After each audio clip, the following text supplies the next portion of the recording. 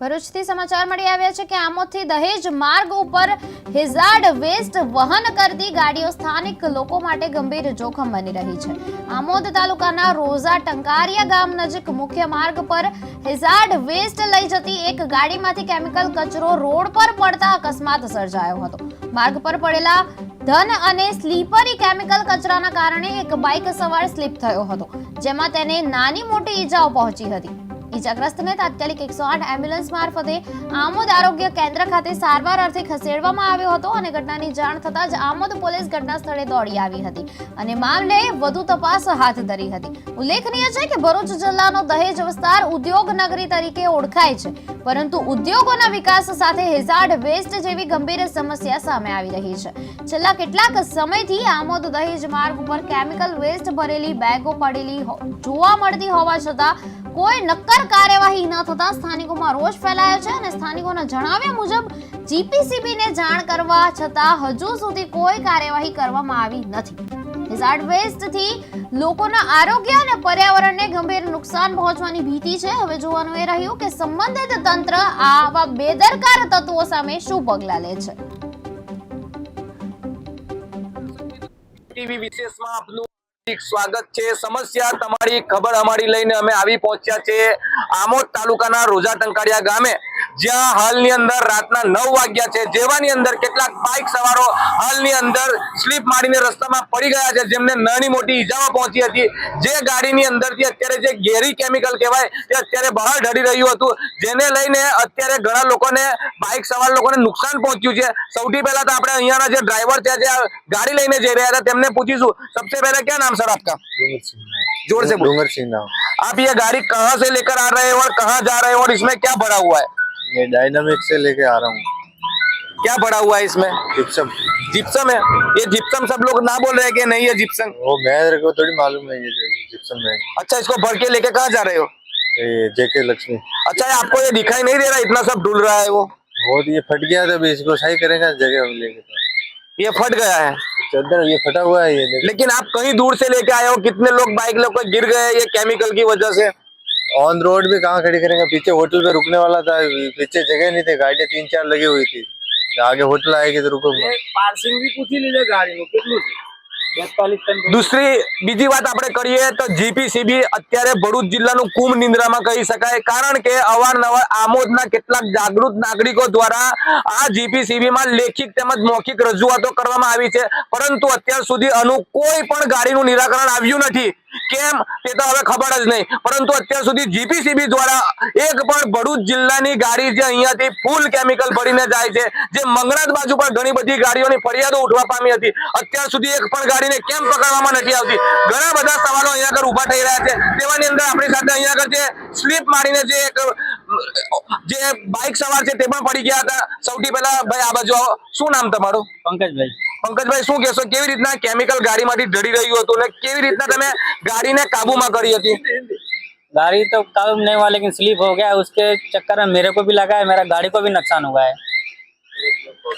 अच्छा, कितना लगा है आपको यहाँ पे? पैर में ही लगा है, और तो लगा कहीं नहीं है, लेकिन गाड़ी को भी हुआ है नुकसान। ગાડીને પણ નુકસાન થયું છે, એમના પગમાં પણ વાગ્યું છે। આપણને કેમેરામેન બતાવશે કે આ જો તે લોહી લવાણ અહીંયા આગળ પગના ભાગે થઈ ગયા છે, તેમનો ઘૂંટણ બધું છોલાઈ ગયું છે। અહીંયા આગળ આ બધો ખર્ચો શું આપવાના છે આ લોકો? તેમના બૂટ બધું રસ્તામાં પડી ગયું છે। આપણી સાથે અહીંયા આગળ બીજા પણ એક સ્થાનિક નાગરિક છે, જેમણે ઘણીવાર જીપીસીબીમાં ફરિયાદો કરી છે, જે જાગૃત નાગરિકે ઘણીવાર અવાજ ઉઠાવ્યો છે। તે જાગૃત નાગરિક પણ આપણી સાથે અહીંયા આગળ સાજીદભાઈ પટેલ ઉપસ્થિત છે।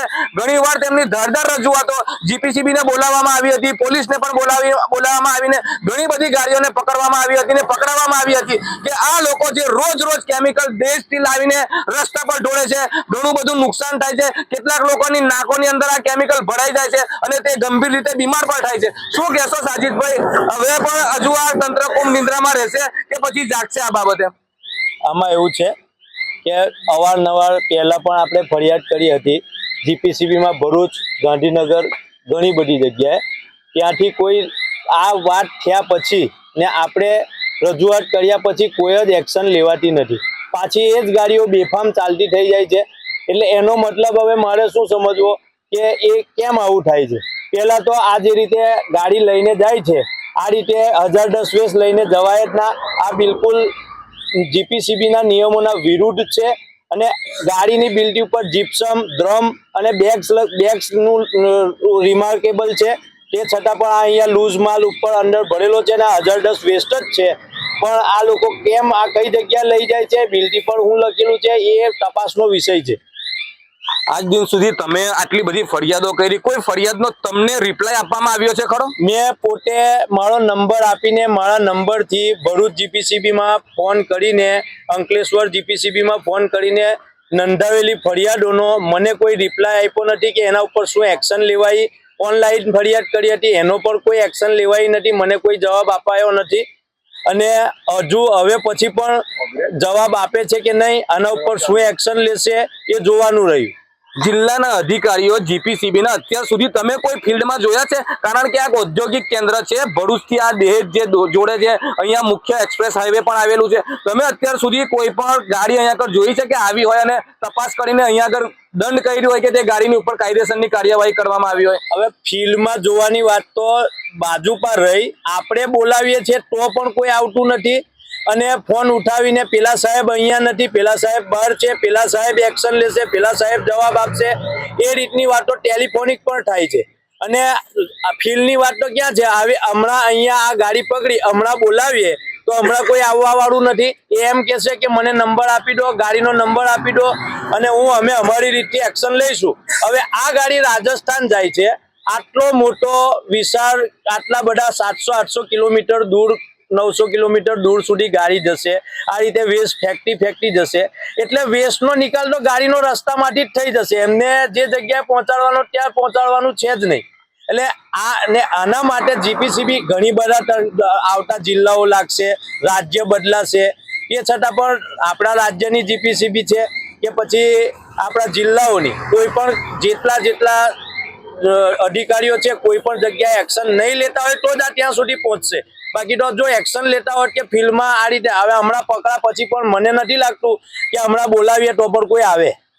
તો કહેવાનું રહ્યું કે માત્ર કાગળ ઉપર જ આની કાર્યવાહી થશે, પરંતુ જો કોઈ મજબૂત કાર્યવાહી જીપીસીબી દ્વારા કરવામાં આવે તો આ ગાડીઓ અવશ્ય બંધ થાય, પરંતુ આવું કરવામાં નહીં આવે અને આ સમાચારની પણ જાડી ચામડી ધરાવતા અધિકારીઓને કોઈ અસર નહીં થાય. તમે આજે લખી લો અને જાણી લો કે હજુ પછી પણ આ જીપીસીબી તંત્ર જાગે નહીં, કારણ કે અહીંયા આગળ કોઈના જીવ જશે તો પણ નહીં જાગે, કારણ કે અત્યારે ભ્રષ્ટાચારે માજા મૂકી છે, જેને લઈને અધિકારીઓ કુંભ નિદ્રામાં છે. હવે જોવાનું રહ્યું કે આ સમાચાર પ્રકાશિત થયા પછી જીપીસીબી જાગશે, કાયદેસરની કાર્યવાહી હાથ ધરશે કે પછી આવું ને આવું જ ચાલશે.